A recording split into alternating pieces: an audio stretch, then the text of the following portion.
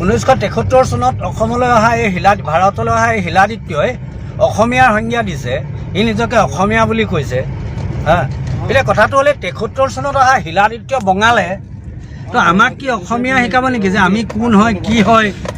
সি কৈছে ইয়াত গৰীয়া মৰীয়া দেশী একো নাই।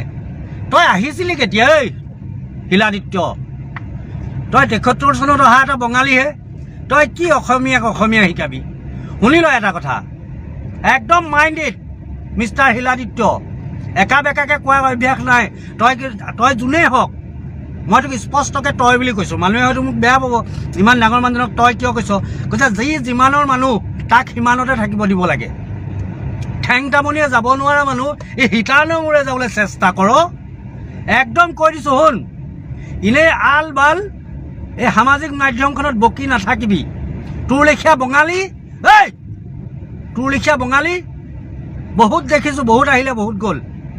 এনেই অসমীয়াৰ মাজত সোমাই এই অসমীয়াৰ মাজত তই কি কৈছিলি? ৰঙালী বিহু পেটটো কাটি দিলে বঙালী বিহু হৈ যায়। আৰু কি কৈছিলি?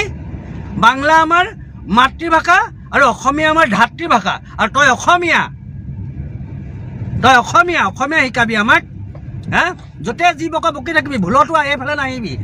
আহিবতো পাৰিবি, মই অহা মানে নাই, অহা যোৱা মানে নাই, কিন্তু আহিলে ৰঙা হৈ যাবি। মানে বেলেগ নহয়, গাল। তই মুছলমান মানুহক অসমীয়া শিকাবি? কোন অসমীয়া কোন তই চাৰ্টিফিকেট দিবি? ননচেন্স।